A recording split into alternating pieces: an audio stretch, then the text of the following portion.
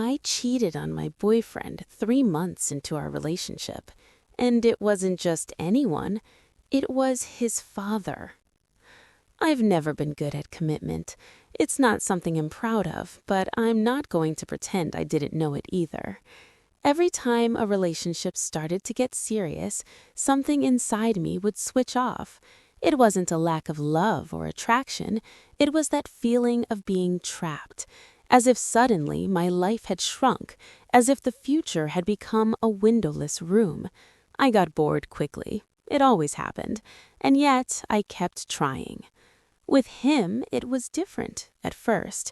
He was attentive, a good person, predictable in a good way. One of those men who give you a sense of security, who call when they say they will, plan weekends, talk about projects without fear. I thought maybe this time I could handle it.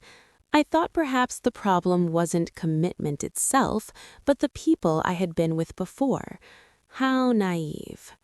3 months in, I already felt that pressure in my chest, that silent discomfort.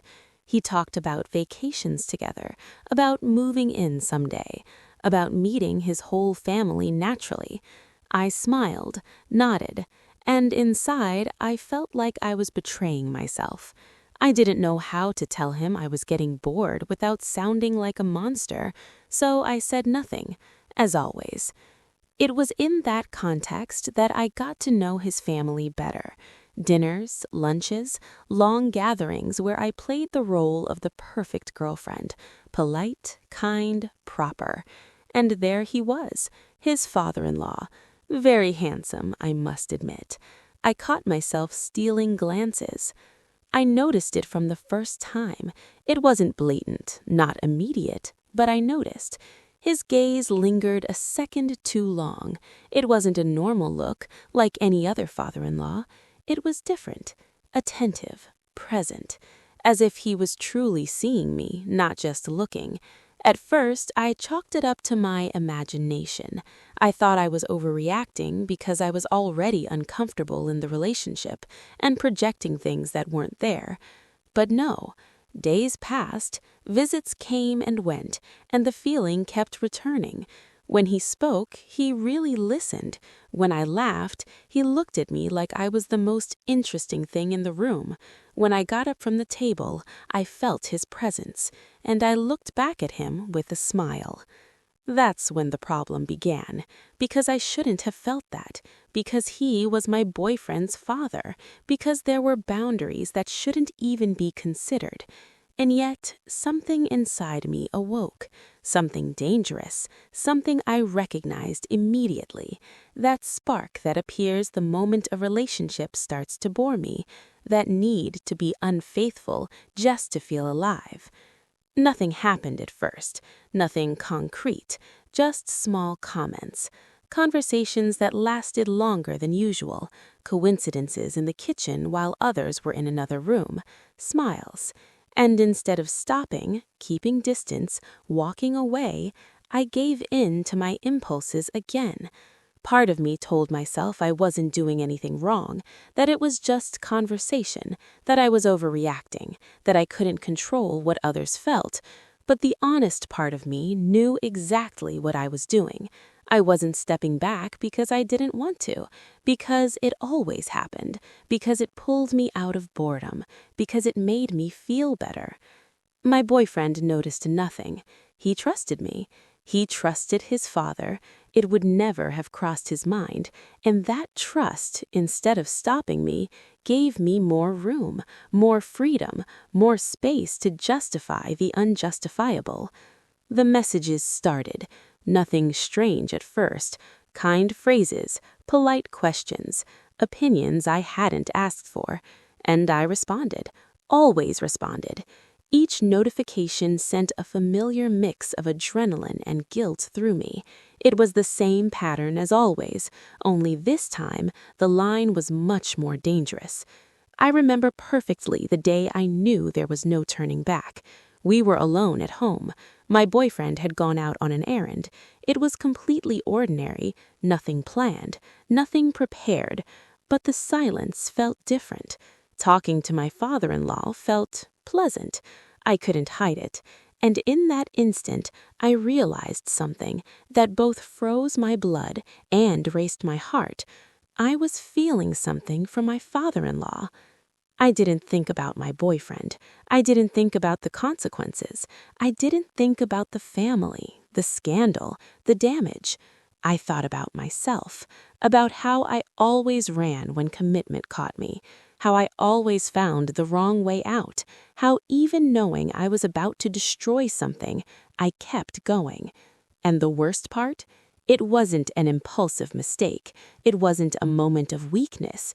It was a decision, silent, cowardly, conscious. I cheated knowing exactly what it meant. I knew I wasn't betraying only my boyfriend. I was betraying myself again. When my boyfriend came back home, I was no longer the same. Nobody noticed. Nobody suspected. I smiled, spoke, acted like always. But inside, something had shifted. Or maybe something had been confirmed. My problem with commitment wasn't new, but this time, it had taken me way too far. And that was only the beginning. After that day, everything changed. Or worse, everything stayed the same on the outside, but inside, I was already living in another reality. I went back to my routine with my boyfriend as if nothing had happened. I hugged him, listened to him, shared dinners and plans, while in my head, a single thought kept repeating, refusing to leave me in peace. I had made a mistake I didn't know how to undo. My father-in-law also acted normal in front of everyone, too normal. That was the real danger. Nobody suspected, nobody imagined, but every family gathering carried a different weight. Every greeting, every conversation was sustained by a secret that already existed and that neither of us could reveal, but that was there, heavy, uncomfortable, unavoidable. I tried to stop it, or at least that's what I told myself. I repeated that it had been an isolated mistake, that it couldn't happen again, that this time I would do the right thing. I promised myself with the same conviction I had other times when I promised not to get bored, not to escape, not to sabotage everything. And as always, the promise lasted only a short while. Because my problem was never temptation, it was feeling trapped. And after what had happened, the commitment to my boyfriend felt suffocating. Every gesture of love weighed twice as much. Every plan for the future felt like a closing cage. And at the same time, that situation became my escape route, my favorite lie. The messages started again, but this time I was the one sending them. They weren't strange, just messages, but the tone had changed. The intention was clear, and I didn't just send them without thinking about the consequences. I kept the lie alive without anyone else noticing. I moved through this double life with an ease that should have scared me more than it did. I told myself I could still stop, that as long as nothing more happened, everything was under control. But the truth was that I had already lost control from the very first moment I chose to be unfaithful. My boyfriend still trusted me. He talked about plans, stability, how happy he was with me, and I listened with a mix of guilt and complete disconnection. It wasn't that I didn't care. It was that I was already somewhere else, mentally distant, emotionally absent, trapped in my own destructive pattern. The truth started to come out, slowly, subtly. First, small changes in his behavior, questions he hadn't asked before, longer silences, glances that seemed to be searching for something. I noticed, of course I noticed, but instead of stopping, I kept going, as if unconsciously I wanted everything to explode and end once and for all. The final sign came one night when he checked my phone. He didn't do it secretly. He did it with that calm only someone who already knows what they'll find can have. He didn't yell, he didn't accuse, he just showed me the screen. One message, just one, enough. At that moment, I didn't feel surprise. I felt relief, dark, uncomfortable, but real relief. I no longer had to pretend. I no longer had to uphold the lie. I no longer had to carry the weight of what I had done alone. The confrontation was silent at first, too silent. He asked if it was true, if something had happened, if his father was involved. I tried to dodge, half deny, but it was useless. The truth had already been written on my face long before it came out of my mouth. When I finally spoke, it was horrible. I didn't cry, I didn't beg, I didn't defend myself. I told the truth as bluntly as possible because I no longer had the energy to dress it up. I saw something break inside him.